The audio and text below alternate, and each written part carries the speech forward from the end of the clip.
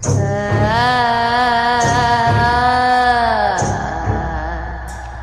सब बड़ महंगा अस्पताल में गई रहले लेकिन उनकर बोखार ना खत्म भई। ठकुराइन के डर रहे कि अगर उनका गोदी में लागल दीप हमेशा खातिर बुझा गए त ठाकुर साहेब के वंश हमेशा खातिर तबाह हो जाए। एक दिन गांव में एगो भिक्षु अइले जे उच्च पदस्थ तांत्रिक आमा कामाख्या के भक्त रहले। ठकुराइन भी उनका से मिले आके उनकर सेवा कैलस आ उनकर आशीर्वाद ले लेहलस। सन्यासी लोग उनका सेवा से बहुत खुश रहे औरी वो बात उनका मुंह से निकलल। रौरा अटूट सौभाग्य होखे कि उनकर कुलदीपक कुंवर अयन प्रताप अब मात्र कुछ दिन के मालिक बाड़े। माई के दुख में ऐसन रोवत देख के बेटा के तपस्वी के दिल पिघल गई। वो कहले दोनों बाप के जिंदा ना रहे के चाही अबूरी उनका 16 साल पूरा ना होखे के चाही। मुंह से ए बात सुनला के बाद ठकुराइन के याद आई जोनाली जेकरा खाती खाना बनावत रहे ओ जमाना में रोटी। जल्दी से जल्दी जोनाली के बोलवले।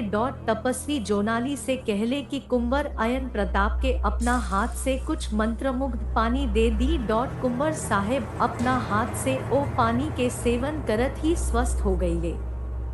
जोनाली अब औरी प्रिय हो गईले टू ठकुराइन then life itself had the status of a maidservant. आज ठकुराइन उहे जोनाली के आपन बेटी माने लगली। कुछ 2 साल बीत गई तब ठकुराइन के बियाह एगो बहुत मशहूर रईस से हो गई। ठाकुर जे गुवाहाटी के रहे वाला रहले। बेटा से उनकर रिश्ता रहे। जोनाली भी बहुत खुश रहली काहे कि अब उनका एगो नया दुनिया बसावे के मौका मिल गई रहे। बियाह के पहला रात जब जोनाली अपना पति शरद के संगे सेक्स कैली तो उनका पराक्रम के देख के जोनाली अपना पति शरद के संगे सेक्स कैली काहे कि उस सेक्स करत घड़ी थक गई रहली जबकि उनका पति के भी उतने ऊर्जा रहे। जब वो अपना पति से एकर कारण जानल चाहत रहली तो वो कहले कि हम एगो योगी के मार्गदर्शन में अश्वनी मुद्रा सीखले रहनी जेकर असर से वीर्य ना गिरेला। औरी का सीखनी हम तहरा से बहुत प्रभावित बानी। जोनाली शरद के छाती के छुवत स्नेह से कहली हम बहुत कुछ सीख ले बानी लेकिन खुल के ऐसन नईखी बता सकत कि एगो गुप्त मार्ग ह। शरद कहले का केहू अपना मेहरारू से भी कुछ छुपावेला। जोनाली कहली बार बार उत्सुकता से ऐसन पूछत उ कहले हम तहरा से परिचय कर देब अगर तू भी सीखला के त बस इतना बेचैनी बा। बाकिर याद राखी ई बात हमरा आ तोहरा के छोड़ के केहू के पता ना चले के चाही। जोनाली मान गईली कि उ केहू के ना बताई आ ओकरा बाद शरद के गले लगावत सुख गईली त उनका बुझाइल की ससुराल में सब ठीक नइखे काहे कि दिन में सास के कमरा से जब सुनाई देत रहे। जवना में हुन फट के आवाज होत रहे। केश में लाल तिलक पहन के उ अजीब अजीब संस्कार सुनावत रहली जवन उ समझ ना पावत रहली। लेकिन पहले शरद जैसन आदमी से पूरा खुशी मिलत रहे। लेकिन आनंद भी कुछ समय बाद नीरस हो जाला। हनीमून कुछ समय बाद नीरस हो जाला। ठीक ओसी जोनाली शरद से मिलत सुख आ काम से ऊब जात रहली। लेकिन हर बेर शरद सोच ले कि जोनाली के अपना से मिले खातिर ले जास उनकर माई उ बाधा डालत रहली जैसे उनका साथे कवनो ऐसन शक्ति रहे जवन कबो ना चाहत रहे कि जोनाली तंत्र में सिद्धता प्राप्त करस। लेकिन कहेले कि जहाँ इच्छा शक्ति हुई वहाँ हुई उनकर। फिर एक दिन उ दिन भी आई जब शरद जोनाली के सोमेश से मिले खातिर ले गईले। सोमेश एगो भिक्षु रहले जिनकर चेहरा खिलल रहे। उभरल आँख आ झुकल माथा रहे।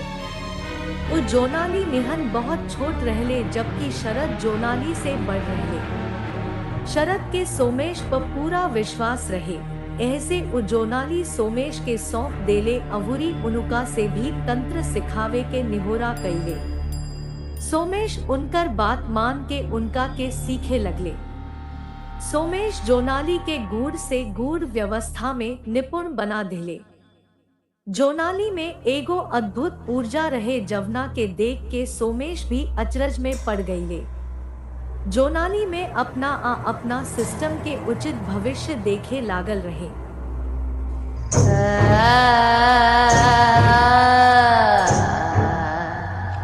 कुछ दिन में सोमेश के जोनाली से प्यार हो गई।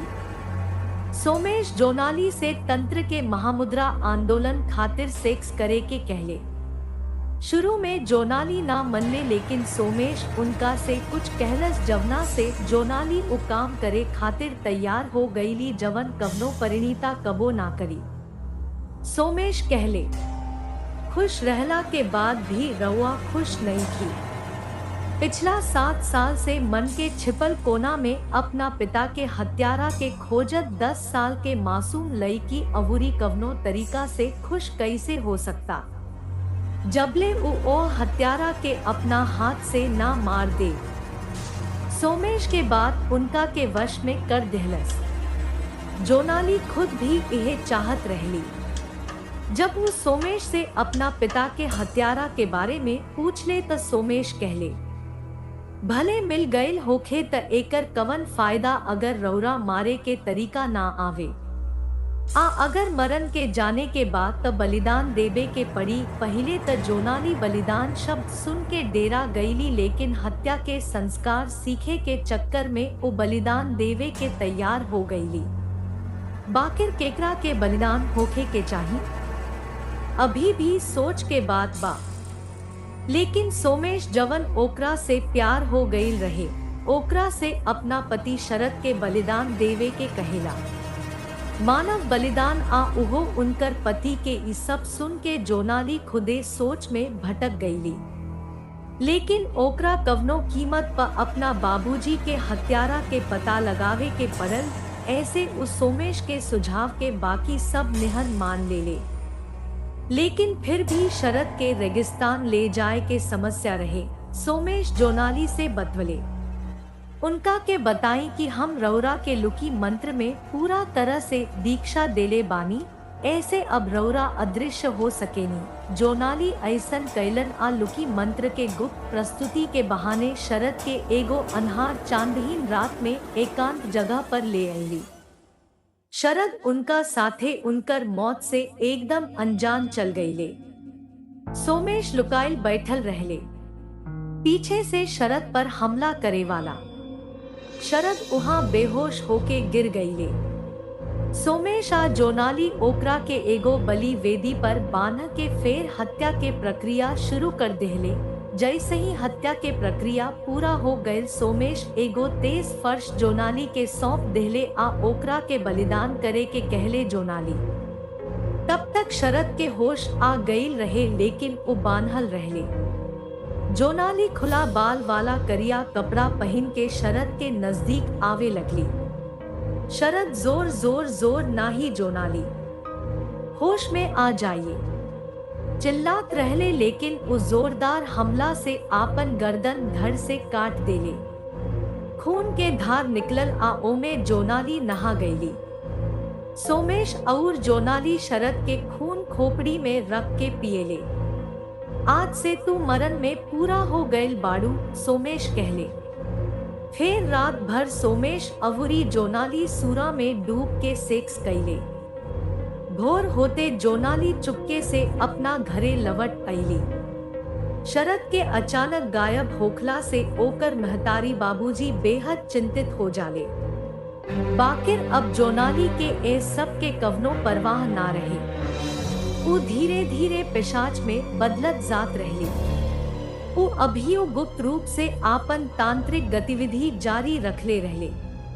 कई दिन बाद भी जब शरद के बारे में कुछ पता ना चल पावल तो ओकर माई शंका जतवली की शरद के बलिदान हो गई बा।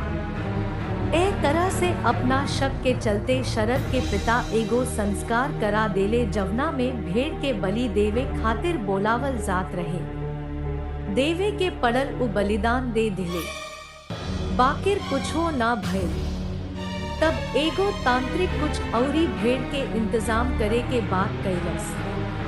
शरद के बाबूजी के मुंह से अनायास निकलल, ओ गाड़ी चलावे वाला के ओ दिन ना मारल गईल रहे त आजू सही समय पर भेड़ के डिलीवरी कर देले रहे। ये बात सुनते ही उनका बुझा गईल कि उनकर बाबूजी के हत्यारा जोनाली शरद के बाप हवे। जब वो आगे के सवाल बनवले तो उनका यह बात के जानकारी ना रहे कि गाड़ी के ड्राइवर जोनाली के पिता हवे।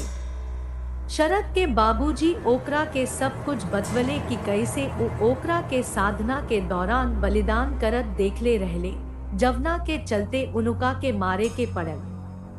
ई सुन के जोनाली के ओह रात एक पल खातिर भी नींद ना आवत रहे। भोर होते उस सोमेश से मिले खातिर हाथ बढ़वली। तब सोमेश कहले, देख हम तक कहले रहनी कि आपन बलिदान मत कर, रौरा सच्चाई देखाई दीही, लेकिन अब जोनाली के अपना बाबूजी के हत्या के बदला लेवे के पड़ल, जवन की वो अकेले शायदे कर सकत रहली। लेकिन सोमेश के संगे मिलके उस शरद के माई बाबूजी के हत्या कर देली, आ ओ लोग के बलिदान दे दिहलसी। धीरे धीरे जोनाली डोंबी में बदल गई, आ अब वो पंचमकर से औरी लोग के दीक्षा देवे लगली।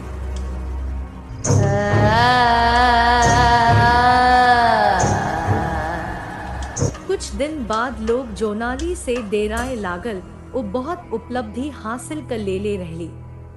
सोमेश के एगो लड़की बच्चा पैदा भइल, जवन नयन नक्श में जोनाली जैसन सुंदर रहे। जोनाली बेजो के साथे जुड़ जाले और काला जादू के एगो नया दौर के शुरुआत करेले। पता ना कितना घर एह जादूगन के मार के ऊंचा करके बर्बाद हो गई बा। जोनाली जे रोज कुछ ना कुछ नया सीखत रहली। एक दिन सोमेश कालचक्र सीखे के जिद कैले। सोमेश खुद कालचक्र के शक्ति आ ओकरा खातिर जरूरी निर्देश ना दे पवले, त जोनाली खुदे एकरा के सीखे लगली। बाकिर उ तंत्र के मूल सिद्धांतन से छेड़छाड़ कैलन आ दूसरा बेज लोग के भी इहे सिखवले। छेड़छाड़ के एगो भयानक दुष्प्रभाव रहे कि उल्टा कार्रवाई के नतीजा में सोमेश के आपन जान गंवावे के पड़ल। सोमेश घंट के गोपाल के हत्या कर देहल गई। जब जोनाली घंटा गोपाल पर आपन तंत्र के प्रयोग कैले तो उलुकी मंत्र के इस्तेमाल करत गायब हो गईले। धीरे धीरे जोनाली आ सब बेज रंग के घंटी गोपाल के डर से लुका छिप के रहे लागल। अईसना में अब जोनाली के लगे सिर्फ एक तरीका रहे कि वो अपना बेटी के कुछ सुरक्षित हाथ में छोड़ दे ताकि वो जिंदा रह सके। अईसना में वो अपना रिश्तेदार तालुकदार के बतवले, जेकर कवनो बच्चा ना रहे, अवूरी वो बहुत दिन से बच्चा पैदा करे खाती तरसत रहले। आपन फूल लईकी डॉक्टर के सौंप देहनी आ फेर वो हमेशा खातिर गायब हो गईली। धीरे धीरे घोंट गोपाल ओह सब तांत्रिक के खत्म कर देहलन जे मांस, शराब आ व्यभिचार के प्रचार करत रहले। धीरे धीरे उ लईकी बड़ होखे लागल आ ओकर परिवार के लोग ओकर नाम पपोरी रख दिहल।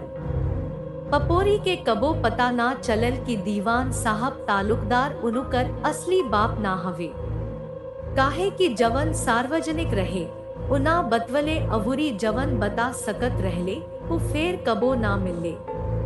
धीरे धीरे पपोरी अपना अतीत से मील भर दूर तालुकदार साहब के कोठी में पलल बढ़े लगली। जोनाली जैसन बड़का जादूगर के एकलौता संतान पपोरी के दिमाग एगो औसत बच्चा से तेज रहे। बहुत जल्दी पढ़ल लिखल सीखलस आ धीरे धीरे स्कूल खत्म करके कॉलेज में दाखिला ले लेहलस। कॉलेज के दिन में उनकर एगो लड़का वेद से बढ़िया दोस्ती हो गई, जवन उनका से पढ़त रहे। वेद पपोरी से प्यार करत रहे आ पपोरी वेद से प्यार करत रहे। पता ना दोनों में प्यार रहे कि ना, लेकिन पहले दोनों लोग के बीच बहुत विवाद होखत रहे, लेकिन एक दूसरा के सम्मान भी बहुत रहे। वेद आ पपोरी दोनों काफी मिश्रित रहे। कॉलेज के आखिरी दिन में जब आखिरी सेमेस्टर में सब लोग बढ़िया प्रतिशत के खोज में व्यस्त रहेला, अईसना में पिछला साल पपोरी खाती एगो दुखद भाव लेके आई। उनकर प्रिय मित्र वेद के अचानक निधन उनका के कोर तक हिला देहलस। घंटन लोर बहावत रहली। ओकरा खातिर ओकर दुनिया के सबसे बढ़िया दोस्त ओकरा के हमेशा खातिर छोड़ देले बा बड़का दिल से आपन इम्तहान देले जवना में उच्च नंबर मिले। लेकिन जवन रोल नंबर उ हर बेर अपना नंबर के आसपास देखत रहली, उ अब की बेर उ रोल नंबर ना देखाई देलस। वेद भी पढ़ाई में उनका जैसन स्मार्ट लौंडा रहे। पपोरी वेद के भुलाए के चाहत रहली काहे कि उनकर अनुपस्थिति के भरपाई उनकर वश में ना रहे। उ एगो डांस क्लास में शामिल हो गईली, जहां उनकर मुलाकात एगो डैशिंग आ फैशनेबल लड़िका से भइल, जवन उनका वेद जैसन लागल। बढ़िया कद, बढ़िया विचार आ सच्चा दोस्त जैसन देखभाल, ये सब बढ़िया गुण ओकरा में रहे। धीरे धीरे ऋतुराज आ पपोरी घंटन एक संगे बितावे लगले। डांस क्लास के बाद दोनों जाना के पर्सनल क्लास इतना देर तक चलत रहे कि कबो पपोरी के माई के फोन करके फोन करे के पड़े, वो बेटा अब घरे आके रात के खाना खाए के समय आ गई बा। ऋतुराज के दिल में पपोरी घुस गई रहे। बाकिर पपोरी उनका जगह एगो दोस्त के ले लेहले रहले। एक दिन ऋतुराज पपोरी से कहेला कि वो एगो टीवी सीरियल शो के ऑडिशन देले रहे। आज उनकर कॉल लेटर आ गईल बा, हमरा के बोलावल जा रहल बा। इस सुन के पपोरी खुशी से कूद गईल आ खुशी के झटका में ऋतुराज के गले लगा लेहलस। मौका के फायदा उठावत ऋतुराज आपन प्यार के इजहार कैले। वो घुटना टेक के कहले, पपोरी हम तोहरा से बहुत प्यार करेनी। पपोरी अचानक भइल ए भाव से इनकार ना कर पवली, लेकिन वो कहली, हमरा सोचे खातिर कुछ समय चाहिए ऋतुराज। जितना समय चाहिए उतना समय निकाल पपोरी। देख, एक दिन हम टेलीविजन के दुनिया के सबसे बड़ स्टार बन जाई। हाँ, हम हो यह चाहत बानी, ऋतुराज के ऊपर उठावत पपोरी कहलस। ऋतुराज कुछ दिन बाद मुंबई चल गईलन आ शूटिंग में व्यस्त हो गईलन।